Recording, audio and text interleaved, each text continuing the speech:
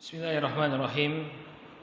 Assalamualaikum warahmatullahi wabarakatuh. Innal hamdalillah nahmaduhu wa nasta'inuhu wa nastaghfiruh wa na'udzu billahi min shururi anfusina wa min sayyiati a'malina. May yahdihillahu fala mudilla lahu wa may yudlil fala hadiya lahu. Ashhadu an la ilaha illallah wahdahu la syarika lahu wa ashhadu anna Muhammadan abduhu wa rasuluh. Allahumma salli wa sallim ala nabiyyina Muhammad wa ala alihi wa sahbihi wa man ittaba'a hudahu ila yaumiddin, amma ba'd. Bapak-bapak dan ibu-ibu kaum muslimin wal muslimat yang semoga senantiasa dirahmati oleh Allah. Alhamdulillah, puji syukur kita panjatkan kepada Allah Subhanahu wa taala atas segala nikmat yang telah Allah Subhanahu wa taala anugerahkan kepada kita semua, sehingga di kesempatan malam hari ini kembali kita berkumpul di masjid yang kita cintai ini untuk melanjutkan kembali pelajaran kita membahas sirah atau perjalanan hidup Nabi kita Muhammad sallallahu alaihi wa ala alihi wasallam. Pada pertemuan yang terakhir, Bapak dan Ibu yang dimuliakan Allah, kita telah bahas tentang bagaimana rumah tangga Rasul sallallahu alaihi wasallam yang dibangun bersama istri beliau Khadijah radhiyallahu taala anha.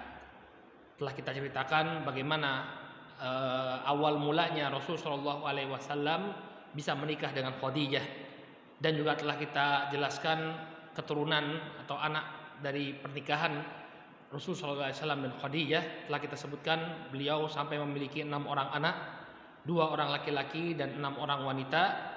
Hanya saja anak laki-laki beliau meninggal ketika kecil, sehingga yang masih hidup pasca Nabi SAW nanti diangkat menjadi Rasul itu hanya 4 orang anaknya yang perempuan, yaitu Zainab, Ruqayyah, Ummu Kulthum dan Fatimah radhiyallahu taala anha.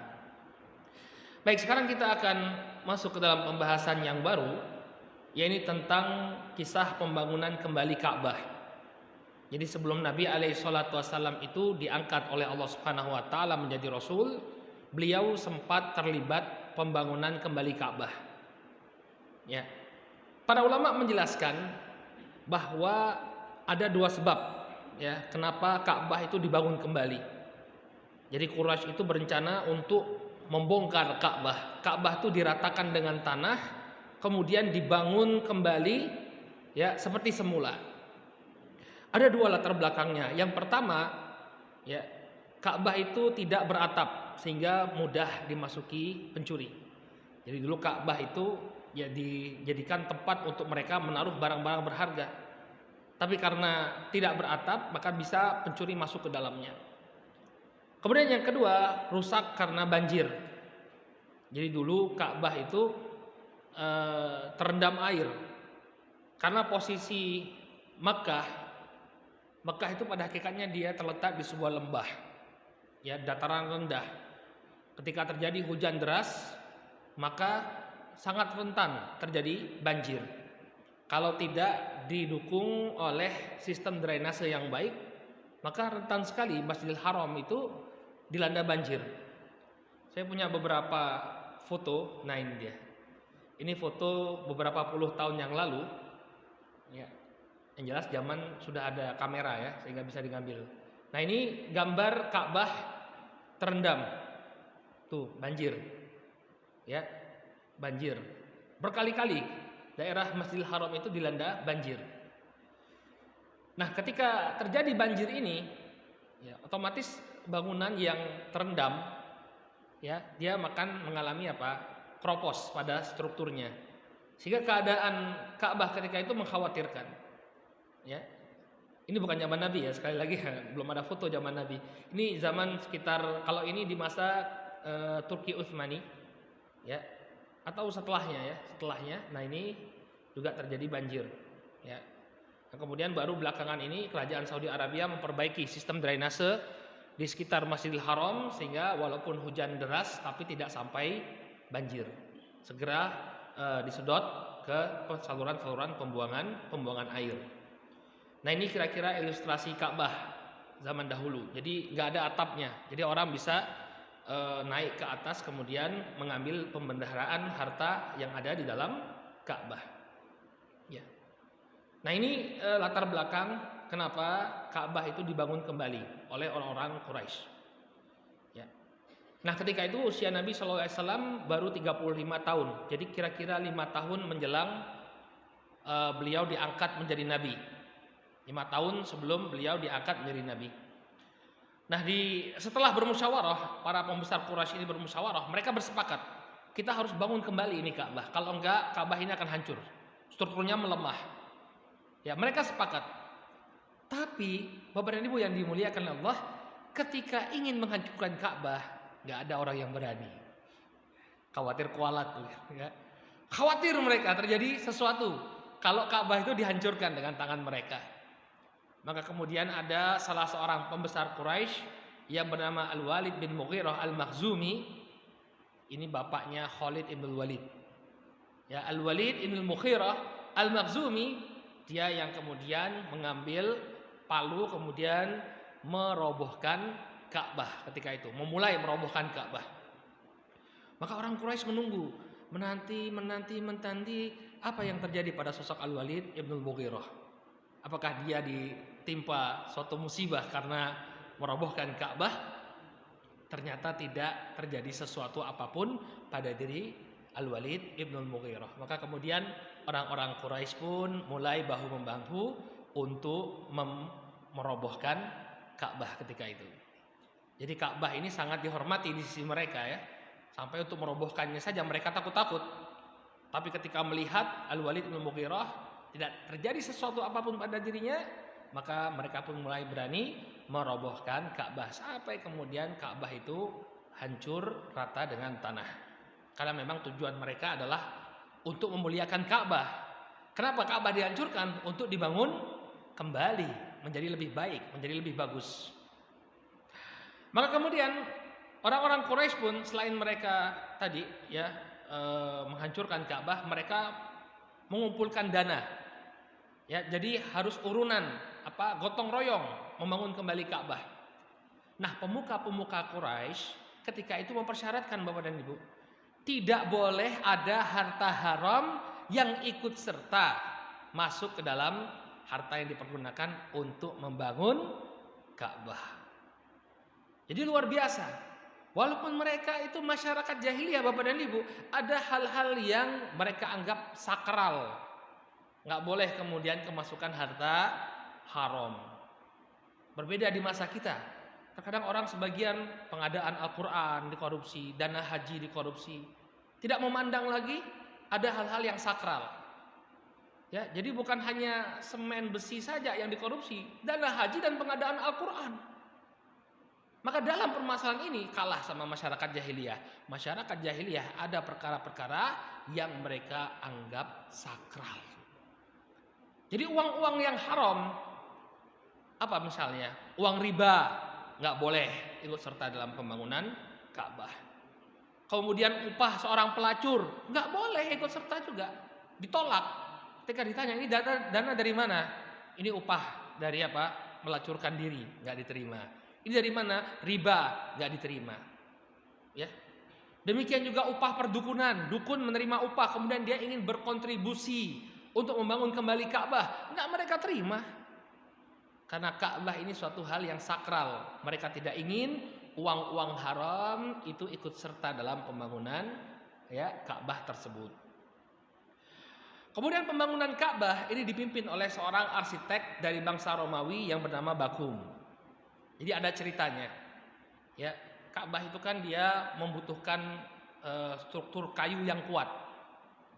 Ya, padahal kita tahu sendiri daerah Makkah itu daerah tandus, bukan daerah seperti kita yang penuh dengan hutan, dengan pohon-pohon besar. Maka dari mana mereka mendapatkan kayu-kayu untuk membangun kembali Ka'bah?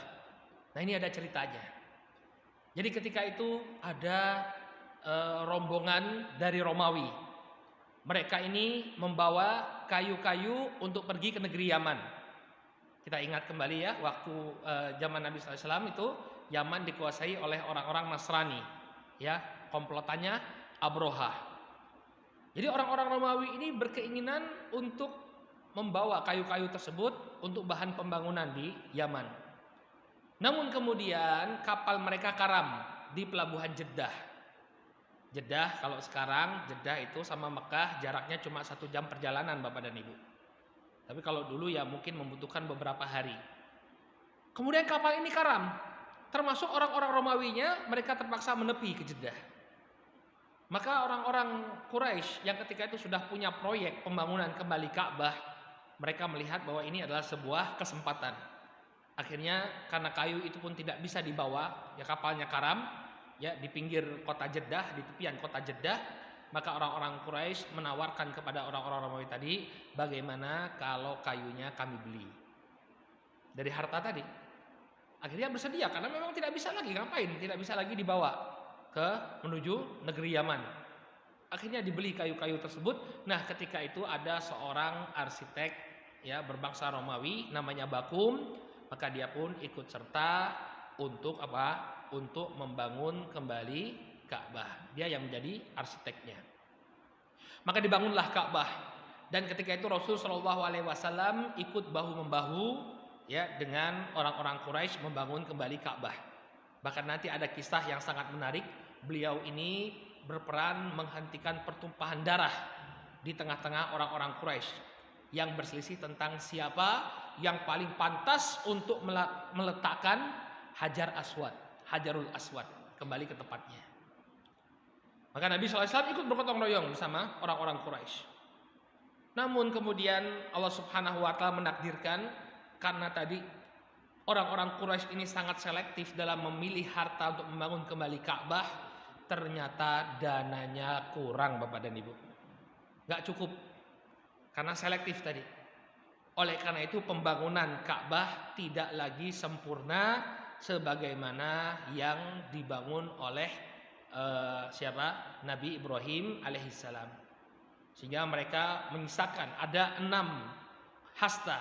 Satu hasta itu 0,5 meter, ya. Maka 6 hasta atau sekitar 3 meter daerah yang mereka sisakan, tidak mereka bangun, yang kemudian disebut sebagai Hijr Ismail. Nah, jadi sebenarnya bangunan Ka'bah di masa Nabi Ibrahim alaihissalam itu tidak berbentuk seperti kotak atau kubus yang kita lihat di masa kita. Jadi bentuknya seperti ini Bapak dan Ibu yang dimuliakan oleh Allah. Jadi dia seperti persegi panjang, kemudian bagian bagian sisi salah satu sisinya ya yang bernama Hijr itu dia melengkung. Seperti inilah Ka'bah. Nah, kemudian orang-orang Quraisy tadi ya, mereka kekurangan harta sehingga bangunan Ka'bah tidak dibangun secara sempurna. Mereka menyisakan ini. Ya, menyisakan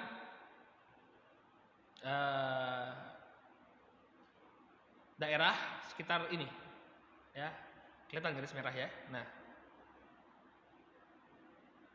Nah, bagian yang di sini, bagian yang ini tidak mereka bangun. Nah, seperti inilah bentuk Ka'bah sampai sekarang. Dan dulu pintunya itu ada 2, tapi karena mereka kekurangan dana, ya, jadi pintunya cuma 1. Ini ditutup. Pintunya cuma 1 di sini. Ya. Nah, Nabi SAW ketika beliau berhasil menguasai kota Makkah, nanti kita akan sampai pada fase itu. Ketika beliau SAW berhasil menguasai kota Makkah, beliau berkeinginan untuk mengembalikan Ka'bah seperti yang dibuat oleh Nabi Ibrahim. Tapi hal ini diurungkan oleh beliau. Dalam sebuah hadis yang diriwayatkan oleh Al-Imam Al-Bukhari dan Muslim dari sahabat Aisyah radhiyallahu taala anha, Nabi mengatakan, "Laula hitsanu qaumika bil kufr lanaqatul Ka'bah wa ja'altu laha baban syarqiyan wa baban gharbiyan wa adkhaltu fiha al-hijr." Ya, kalau bukan karena kaummu ini wahai Aisyah baru saja lepas dari kekufuran, kan orang baru masuk Islam setelah Fatu Makkah itu, idza jaa nasrullahi wal fath wa ra'aitan nas yadkhuluna fi dinillahi afwaja. Engkau melihat orang berbondong-bondong masuk Islam. Ketika Nabi SAW berhasil menaklukkan kota Makkah, orang berbondong-bondong masuk Islam. Keislamannya itu baru. Kata Nabi, kalau mereka ini bukan karena mereka ini baru masuk Islam, ya, baru masuk Islam, maka saya akan buat ya 2 pintu kata Nabi. Ada 2 pintu, pintu timur dan pintu barat. Ya, kemudian wa adkhaltu fiha hijr. Hijr Ismail itu akan aku masukkan sebagai bagian Ka'bah kata Nabi alaihi salatu wasallam. Tapi beliau tidak mau mengembalikannya, nggak jadi. Kenapa? Karena kemafsadatannya atau kerusakannya itu lebih besar, Bapak dan Ibu.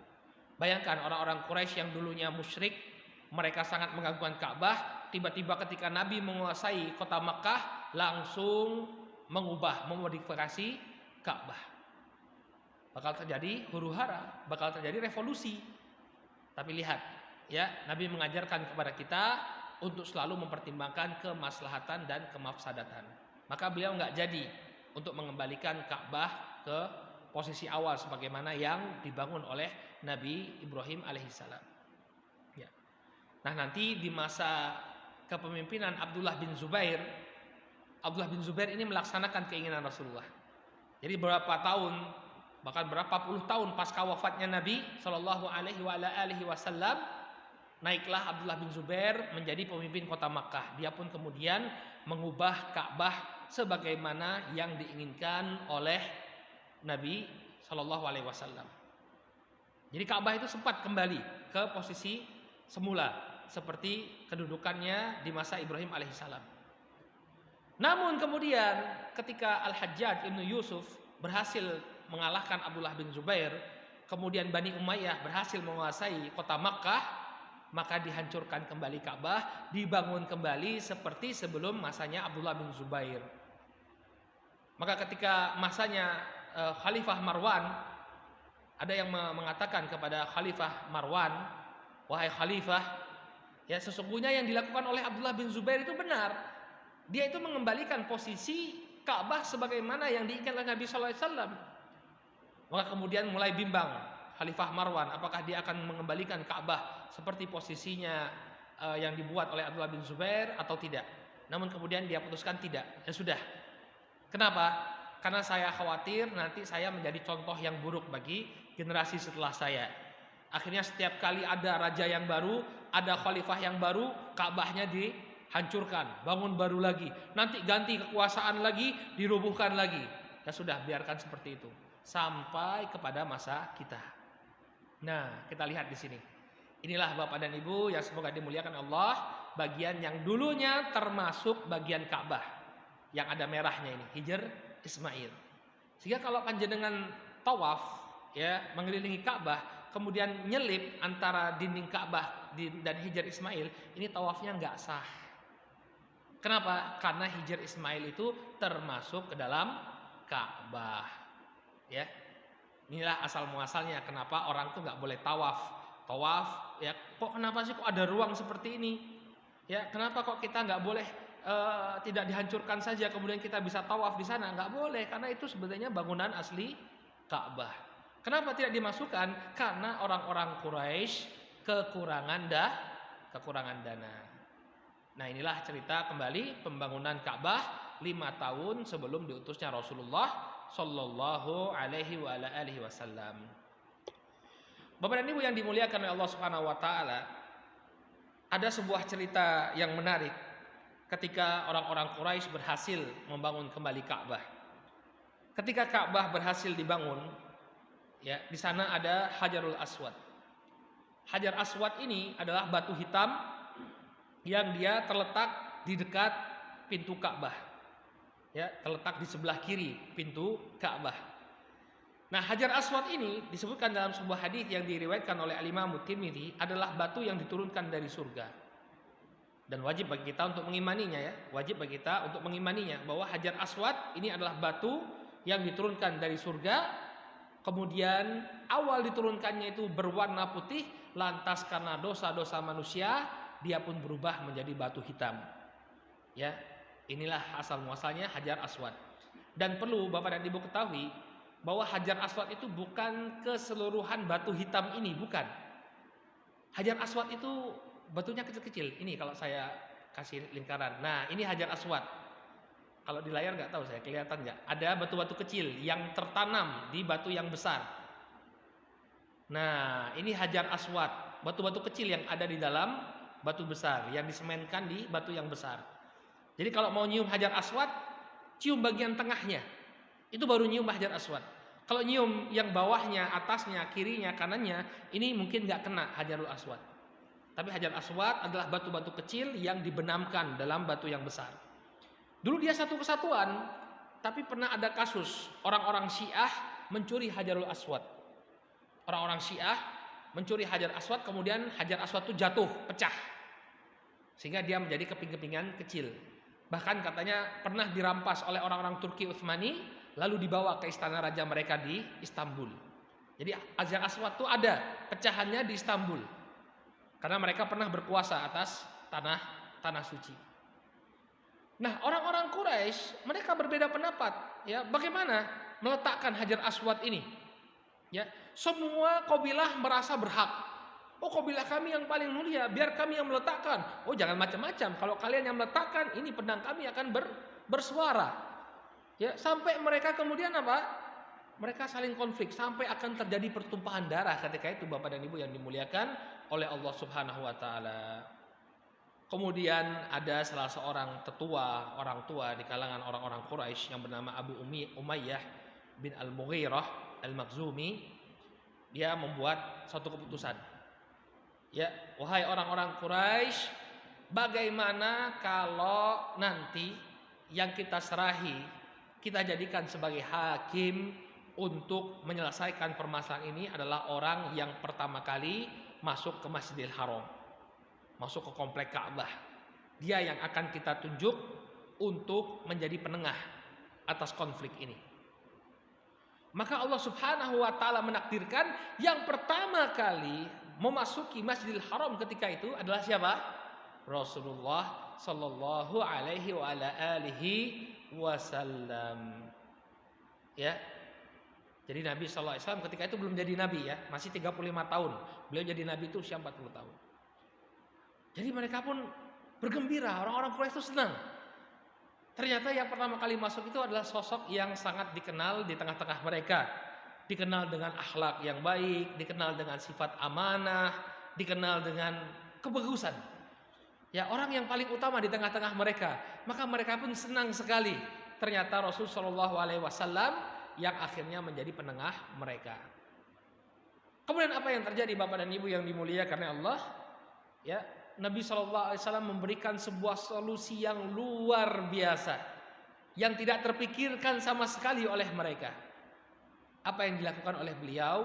Beliau membentangkan, ya, sebuah selendang, kain dibentangkan oleh beliau, kemudian Hajarul Aswad diletakkan di tengah-tengah kain tersebut, lalu beliau memanggil ketua-ketua kabilah, kepala-kepala suku yang ada di kota Makkah. Ayo, perwakilan dari masing-masing suku kumpul. Mari kita bawa bersama Hajarul Aswad ini ke tempatnya. Maka dibawalah Hajarul Aswad. Ya, mereka senang. Ini keputusan yang adil. Kenapa? Karena semuanya ikut serta dalam meletakkan Hajarul Aswad. Tidak ada satu pihak yang terhina, tidak ada satu pihak yang terendahkan. Semuanya mendapatkan kesempatan yang mulia untuk memindahkan Hajarul Aswad. Maka kemudian mereka pun berbondong-bondong membawa selendang tersebut, ya, mendekati tempatnya. Lalu siapa yang meletakkannya pada akhirnya? Rasulullah Sallallahu Alaihi Wasallam yang meletakkannya kembali. Maka mereka semua ridho dengan apa yang diputuskan oleh Nabi Sallallahu Alaihi Wasallam, dan akhirnya mereka pun, ya, menerima hal tersebut, tidak terjadi konflik. Dan ketika itu, ya, setelah Nabi Shallallahu Alaihi Wasallam menyelesaikan konflik mereka, maka nama beliau semakin melambung di tengah-tengah orang-orang Quraisy, menjadi sosok yang sangat dihormati, menjadi sosok yang sangat dimuliakan di tengah-tengah mereka. Sehingga nggak ada alasan sesungguhnya bagi mereka ketika beliau mengajak ke dalam Islam, mengajak mereka untuk masuk dalam Islam, nggak ada alasan sama sekali bagi mereka, karena beliau ini memang sudah menjadi orang yang paling mulia di tengah-tengah orang-orang Quraisy. Lihat bagaimana Allah menset Nabi Sallallahu Alaihi Wasallam itu sebelum jadi Nabi, beliau memiliki kedudukan yang mulia. Sehingga kalau ada orang yang menolak apa yang beliau ajak, ya, menolak ajakan beliau, itu tidak lain dan tidak bukan melainkan karena kesombongan, sombong. Karena kalau dilihat dari sisi karakter dan kepribadian Nabi, ya berat bagi mereka untuk menolaknya. Karena beliau ini orang yang sangat memiliki keutamaan. Baik, kemudian Allah Subhanahu wa taala, Bapak dan Ibu yang dimuliakan Allah, sebelum Nabi alaihi salatu wasallam diangkat menjadi nabi, Allah sudah melakukan penjagaan terhadap diri beliau. Penjagaan di sini dalam artian ya seperti yang kita katakan tadi, sehingga tidak ada alasan bagi seseorang untuk menolak kenabian beliau kecuali karena kesombongan tadi. Ya. Di antara apa yang dijaga oleh Allah Subhanahu wa taala, yang pertama itu adalah kejujuran. Nabi Shallallahu alaihi wasallam ini tidak pernah berbohong. Walaupun beliau sebelum diangkat jadi nabi tidak pernah berbohong sama sekali. Kalau beliau ya dikenal pernah berbohong di tengah-tengah masyarakat, kalau beliau dikenal sebagai seorang pendusta di tengah-tengah masyarakat, tiba-tiba ngaku menjadi nabi, kira-kira ada yang percaya enggak? Nggak ada. Oh, dasar pembohong kamu ya, biasa bohong kok kamu nabi. Tapi beliau alaihi salatu wassalam dikenal dengan kejujurannya. Makanya nanti ada satu fase ketika beliau mengingatkan orang-orang Quraisy, ya, masyarakat Quraisy tentang ancaman Allah Subhanahu wa taala bagi yang menolak kebenaran, ya. Orang-orang percaya dengan apa yang beliau sampaikan. Dalam sebuah hadis yang diriwayatkan oleh Imam Al-Bukhari, ketika Nabi Shallallahu alaihi wasallam diperintahkan untuk berdakwah secara terang-terangan kepada kaumnya, beliau mengatakan, "Ara'aitakum an law akhbartukum annal aduwa musabbihukum aw mumassikum akuntum tusaddiquni?" Wahai kaumku, bagaimana menurut kalian kalau aku kabarkan kepada kalian bahwa ada musuh, sambil beliau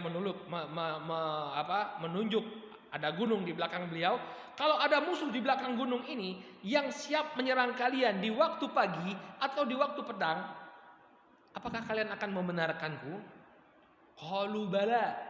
Maka mereka mengatakan, tentu kami akan membenarkanmu, karena kamu tidak pernah kami kenal berdusta. Enggak pernah kami mendapatimu wahai Muhammad berbohong, enggak pernah. Engkau adalah orang yang paling jujur di tengah-tengah kami. Maka kata Nabi, fa ini nadhirun lakum baina yaday adzabin syadid. Maka aku adalah pemberi peringatan atas kalian sebelum nanti datang azab yang sangat pedih dari Allah Subhanahu wa taala bagi orang-orang yang ingkar.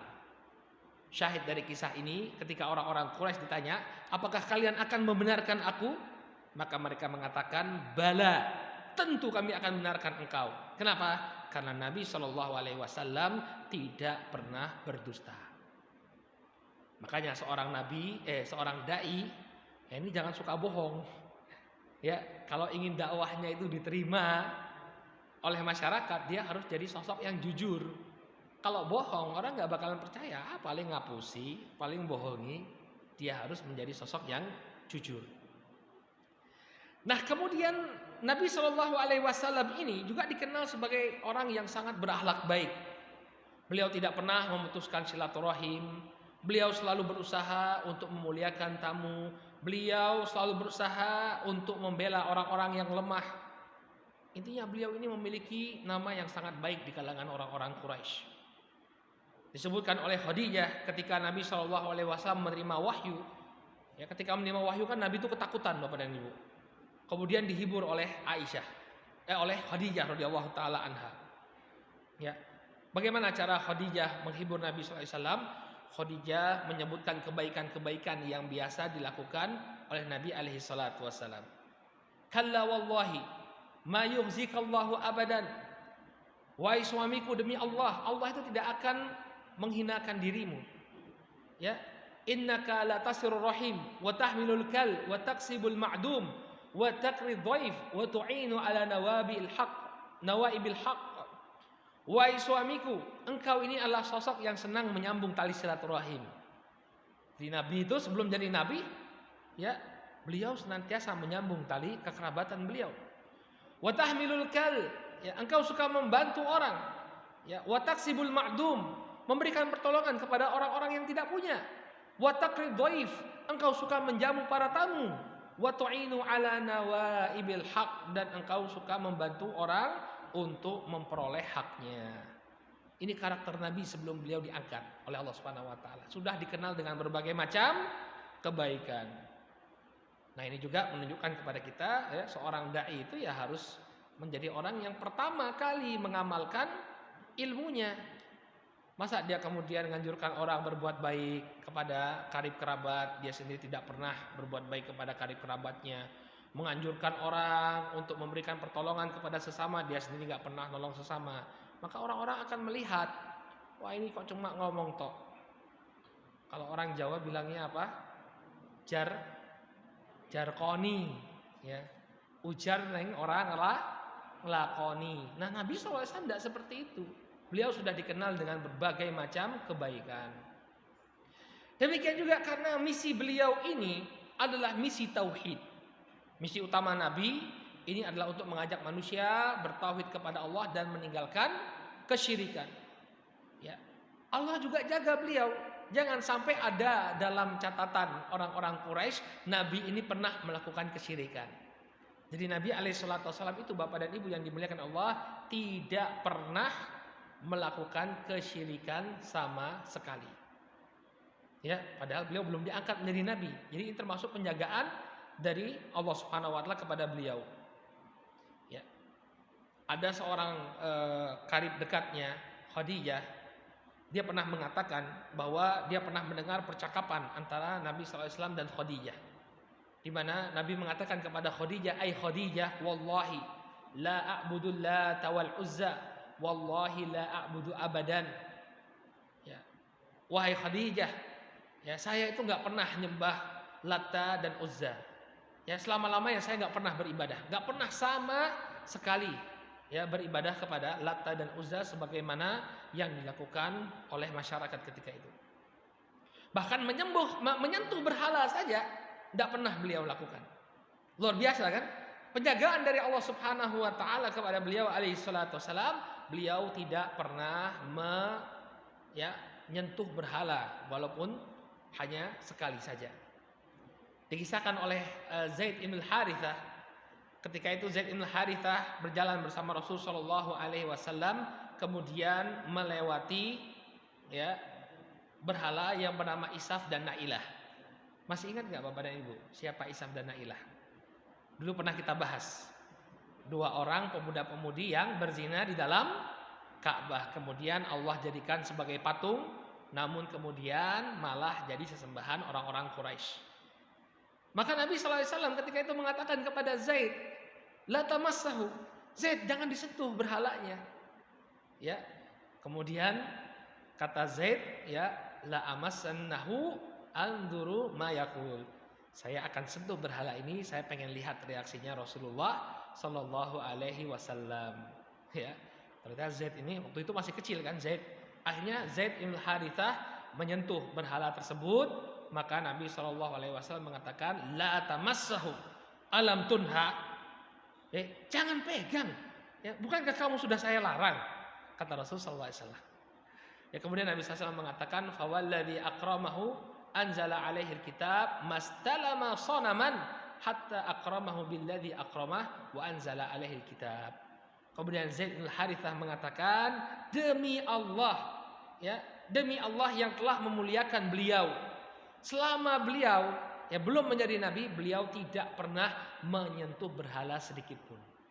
Sampai demikian penjagaannya Allah Subhanahu wa taala kepada nabi. Coba bayangkan kalau nabi ya pernah dulunya melakukan kesyirikan, lalu beliau mengajak manusia untuk meninggalkan kesyirikan, maka orang akan mengatakan, "Wah, kamu dulu juga sama kok, bareng-bareng kita kok nyembah Lata Uzza, sekarang gaya." Ya. Tapi ternyata apa?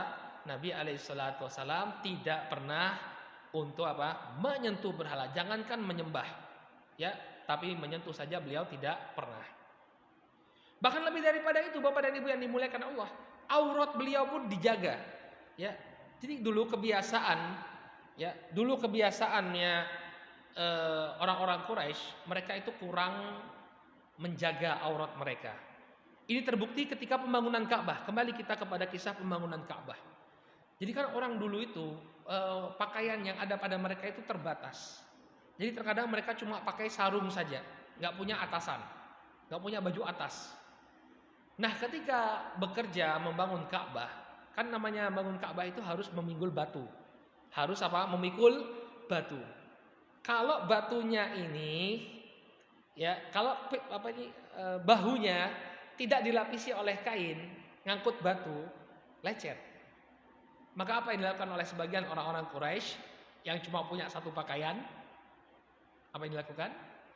Copot bagian bawahnya, taruh di atas. Auratnya gimana? Ya sudah, terbuka. Ya, jadi konsep menutup aurat itu ada setelah Islam. Zaman dulu mereka tidak malu, wong tawaf dalam keadaan telanjang ya biasa.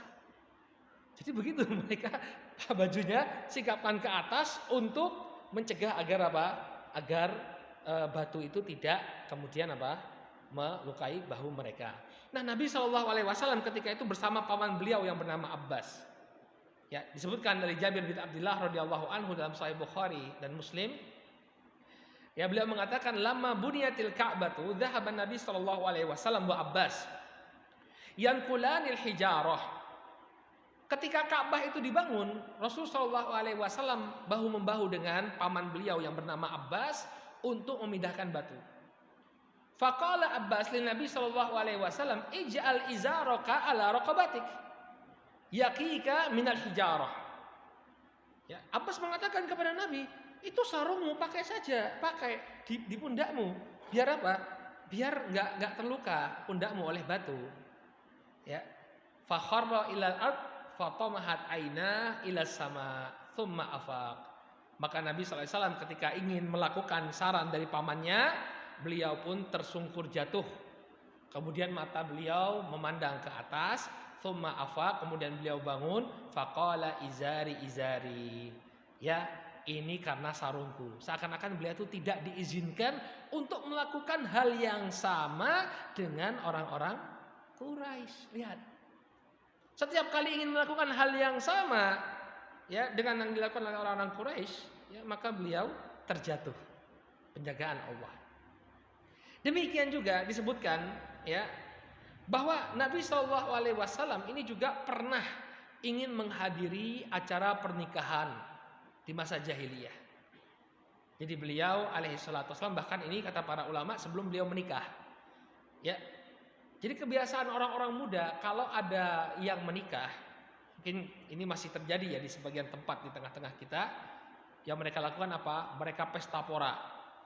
Ya, musiknya ya, kemudian minuman keras, homer untuk merayakan pernikahan tersebut. Ya. Jadi ini kebiasaan masyarakat jahiliyah ya, mereka tidak lepas dari yang namanya homer. Nah, Nabi alaihissalam Bapak dan Ibu pernah ingin menghadiri acara ini. Maka ketika itu beliau alaihissalam mendatangi tempat pernikahan tadi, tempat pesta tadi. Tiba-tiba sebelum beliau sampai di tempat pesta, beliau ngantuk. Akhirnya tertidur, tidaklah beliau bangun melainkan matahari sudah bersinar panas. Jadi beliau terlelap tidurnya sehingga tidak ikut menghadiri ya acara kemaksiatan tersebut. Kemudian ada lagi, terulang kembali, ada pesta lagi Bapak dan Ibu. Ada pesta pora lagi. Nabi SAW kemudian coba kali ini saya mau coba lagi. Ya. Ini pokoknya enggak bakalan tidur. Saya pengen menghadiri. Tapi apa yang terjadi Bapak dan Ibu yang dimuliakan Allah? Terulang kembali. Di tengah perjalanan sebelum sampai ke tempat pesta, Nabi SAW tertidur lagi. Maka setelah itu Nabi SAW mengatakan, saya tidak akan pernah mengulangi kembali. Jadi beliau tahu bahwa memang beliau ini ya dijaga untuk tidak melakukan ya perbuatan-perbuatan yang tidak pantas. Ya karena perbuatan itu walaupun di tengah-tengah masyarakat jahiliyah itu tidak pantas untuk dihadiri oleh orang-orang yang mulia. Ya. Demikian juga termasuk penjagaan Allah Subhanahu wa taala kepada beliau. Beliau ini tidaklah dikenal sebagai seorang penyair. Tidak dikenal sebagai orang yang suka melantunkan bait-bait syair. Kenapa? Kalau misalnya beliau ini dikenal sebagai pelantun bait syair, bait-bait syair, Nanti Al-Quran itu akan dibilang oleh manusia sebagai syair, ya, sebagai bait-bait syair. Wong beliau tidak menjadi penyair saja ada yang bilang seperti itu. Coba kalau kita baca Qul huwallahu ahad itu ya, surat Al-Ikhlas. Qul huwallahu ahad, Allahus samad, lam yalid wa lam yulad wa lam yakul lahu kufuwan ahad. Akhirnya sama seperti bait syair. Maka Nabi SAW sebelum beliau diangkat menjadi nabi, ya, Allah Subhanahu wa taala tidak jadikan beliau sebagai seorang penyair. Padahal kebiasaan orang-orang Quraisy terdahulu, mereka senang sekali melantunkan bait syair. Makanya kata Allah Subhanahu wa taala, "Wa ma 'allamnahu syi'ra wa ma yanbaghi lahu in huwa illa dzikrun wa Qur'anun mubin." Tidaklah kami mengajarkan syair kepada Muhammad, kepada Rasulullah, dan bersyair itu tidaklah layak baginya. Adapun Al-Quran yang ada pada dirinya, maka ini merupakan zikrun, pengingat, wa Qur'anun mubin, dan kitab yang memberikan penerangan, memberikan penjelasan. Jadi ini juga bentuk perlindungan kepada Nabi SAW, penjagaan. Jangan sampai orang mengira nanti atau menuduh Al-Quran itu adalah bait-bait syair. Ya. Baik, dari sini kita bisa mengambil faedah, ya, penjagaan Nabi SAW. Ya, ini memberikan faedah kepada kita bahwa hendaknya seorang dai itu menghiasi diri dengan akhlak yang baik agar dakwahnya diterima oleh masyarakat luas. Allah menyiapkan Nabi SAW sebelum beliau diangkat menjadi nabi, beliau dikenal dengan akhlaknya yang mulia. Ya, sehingga masyarakat itu menolak dakwah bukan karena akhlak yang buruk dari seorang dai. Ya, seringkali terjadinya penolakan dakwah itu karena dai yang menyampaikan dakwah itu akhlaknya kurang bagus. Ya, di tengah-tengah masyarakat tidak pernah bergaul, tidak pernah bersosialisasi, ya, sering komentar-komentar negatif terhadap tetangganya, jelek. Sehingga ketika dia menyampaikan dakwah ditolak oleh masyarakat. Kenapa? Akhlaknya jelek. Banyak dakwah itu ditolak oleh masyarakat bukan karena yang disampaikan oleh sang dai, tapi dainya yang kurang bagus akhlaknya. Ya, karena orang pun kalau misalnya orang itu dikenal berakhlak baik, berakhlak mulia, lalu dia menyampaikan kebenaran, orang akan berhati-hati dalam mensikapi, enggak kemudian menolak secara terang-terangan. Ya. Kemudian yang kedua, bahwa hendaknya seorang dai itu bergaul dengan masyarakat selama pergaulan tersebut bukan dalam bentuk maksiat. Seperti Nabi SAW, ketika ada pembangunan Ka'bah gotong royong, beliau ikut, ya, ikut berperan di tengah-tengah masyarakat. Makanya tadi kita katakan tidak ada lagi alasan bagi orang-orang di kota Makkah, ya, ketika menolak ajaran Nabi SAW, melainkan karena kesombongan mereka. Karena kalau dari sisi karakter, Nabi SAW ini adalah orang yang sangat mulia. Baiklah Bapak dan Ibu yang dimuliakan Allah, kita cukupkan dulu kajian kita sampai di sini. Insya Allah pada pertemuan yang akan datang kita akan masuk ke dalam bab yang baru, yakni tentang bagaimana turunnya wahyu kepada Rasulullah Shallallahu Alaihi Wasallam. Berarti kita selesai dari masa sebelum kenabian. Insya Allah pada pertemuan yang akan datang, mudah-mudahan Allah berikan kesempatan, kita akan masuk kepada fase kenabian beliau. Kita cukupkan dulu sampai di sini, mudah-mudahan bermanfaat. Subhanakallahumma wa bihamdika, asyhadu an la ilaha illa anta, astaghfiruka wa atubu ilaik. Assalamualaikum warahmatullahi wabarakatuh.